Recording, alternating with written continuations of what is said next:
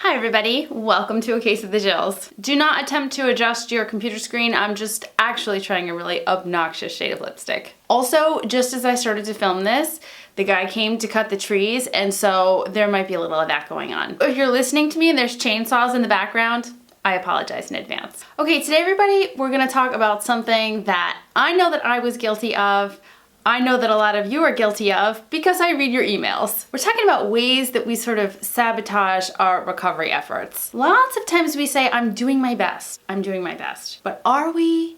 Are we really? Listen, everybody who watches this channel, you're super smart people. Chances are you're the type A's, you're the first in your class, you're the most productive at your job, you're like a #1 superlative on all things. You're too smart for your own good, that's the problem. Which means that you can sort of create an argument around anything that you do and justify every one of your bad habits. So this whole thing of I'm trying to recover is fraught with a lot of pitfalls. We're gonna rip into some of them today. I really want you to know that I'm just having fun with this. I did most of these things myself. I said a lot of these things myself, and maybe you'll see yourself in the following. If you're watching this channel, chances are you have said probably very recently, I want to recover from amenorrhea and or overtraining syndrome. I don't doubt that at all. I know that's what I wanted to do 4 years ago. However, we have to ask ourselves if we really want to recover, or if we want to go so far to a certain point that's really scary, we bust out of our comfort zone and then turn around and run back in the other direction. We say, I want to recover, like it's out there somewhere, like it's gonna happen out there. So it's like a placeholder for what you're gonna do when you eventually get to the mindset where it feels like it's okay. That mindset is never gonna come. If you're waiting around to feel ready to recover, it's not going to happen. The things we're gonna talk about today fall into 2 categories. One is I need to do less exercise, and 2 is I need to eat more. Let's start with I'm trying to do less exercise. This is something we say all the time. We know this is required for us to recover. However, we come up with all these wonderful sounding excuses and it just doesn't happen.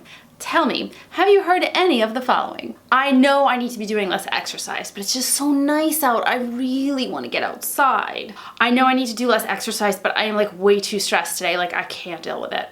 I know I need to do less exercise, but I haven't seen my friends in so long and they asked me to go for a run and I just really want to see them. And one of my personal favorites, I know I need to do less exercise, but this is a special race. I do it every year. Hey kids, doing less means actually doing less. Let's rip some of these excuses apart and find out what we're really saying. Wanting to go outside and enjoy the good weather is great, but when you're telling me that you need to exercise in order to do that, what you're really saying is that you don't know how to enjoy things without movement. That's okay. It's a new skill that you have to learn, but you won't learn it if you keep going back to your old habits. When you say that you really need to do some exercise to manage your mental health, that can actually be seen as a positive thing. What you're saying is that your mental health is so important that you're willing to put it as a priority in your life. I love that. That's great. But the fact is that you can't rely on beating the crap out of yourself as the only thing that is helpful for you long-term to manage mental health. There's lots of other tools that you can be using, some of which we've talked about right on this channel. And if you don't like any of those, you can certainly explore some of your own. But there's more than one way to skin this cat.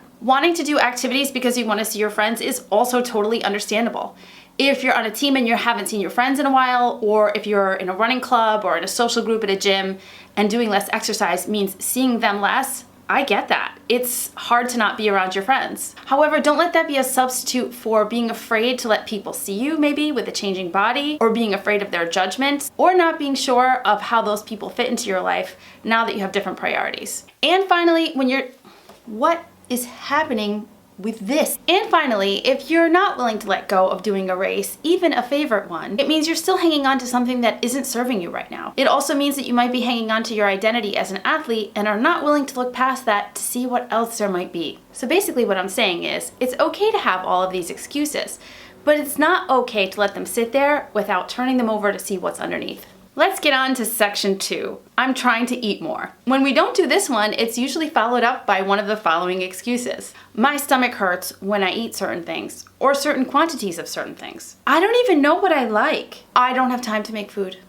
The restaurant, or the wedding, or the dinner party doesn't have anything I can eat. And finally, I don't mind eating more, but I'm just not going to eat that. Goodness gracious, goodness gracious. Okay, let's start with the first one. Your stomach hurts because you don't eat enough. If you don't eat enough food and you don't eat enough of a variety of food, your stomach is going to be really bad at processing all that food. The best way to get out of this is just to continue to eat more, and eat more variety. The way to get better at something is to do it all the time. And I know that your stomach hurts, and I know that you're probably gassy, but let's remember that our culture has decided that bloating and gas is like the worst possible thing that can happen to someone, and they should immediately stop that process from happening or else they're going to die. No one should ever feel discomfort, and nobody farts. Listen people, bloating is a normal part of digestion, and everybody farts. I have celiac disease. I know this for a fact. So trying to stop that process is really not a good use of your time, and it's definitely a bad excuse. And as far as the second one, I don't know what I like to eat. Here's what I think. I think you do know what you like to eat, you just don't want to eat it. You've spent so much of your time restricting different foods, food items, food types, food genres, that you don't know what it's like to just have free reign to eat whatever is interesting to you. Listen, you have Pinterest, you have Instagram, you have the Food Network, you've got Padma Lakshmi, for God's sakes. The woman is a national treasure. If you don't know what to eat, follow her. She'll learn you real quick. I don't want to hear this thing about I don't know what to eat. You guys that are in the United States specifically, that you have all different cultures and cuisines of food around you all the time. I know we're in a pandemic and it's not easy to get everything, but you have more access to more varieties of different types of food right in a small area than we have everywhere in this country. You guys know I live here in Italy, and while the food is delicious, it's all the same. So do me a favor, go eat tostones, pozole, samosa, or an arepa. Eat injera or a pierogi. I probably said that wrong. Have labne and arancini, have pho or a dolma.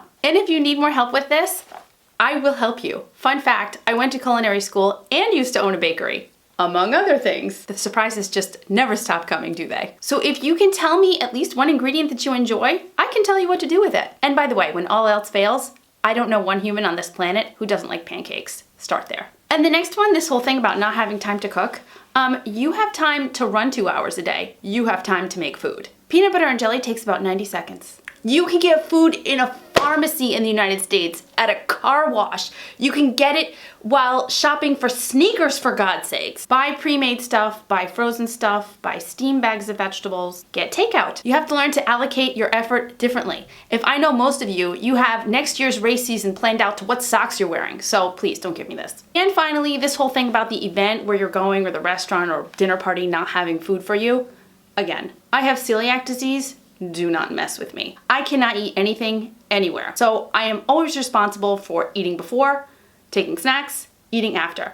If I have to eat a Larabar in a bathroom stall that's been sitting in my purse for 5 hours, I will do it. I have done it. I may do it again. And as far as the last one goes, this may be a little controversial to you, but I'm gonna say what I'm gonna say. Being militant about food choices for non-medical reasons, and I mean non-medical, unproven, non-scientific pseudo-medicine, it's more restriction. It's just a way for you to try to exert control over what you think of as an out-of-control process. Cutting certain things out of your diet because they're icky, or you don't want to try them, or you're afraid to eat them, is not a good reason. This whole process of recovery is also a process of discovery. You never know what you might enjoy, what you might find interesting, what you might be able to share with other people. Give it a shot. I still can't believe, okay, so listen folks, it's been a week, so I'm trying to have a little fun with you guys today. I wonder what you think of this video. Leave a comment below, and I always forget to say this, but please like and subscribe. If you'd like to schedule a mentoring call with me where I promise it will be quieter, you can do so at acaseofthejills.com. Follow me on Instagram.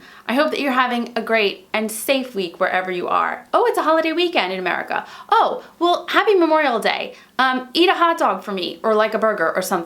Anything grilled will do. Love you guys to pieces.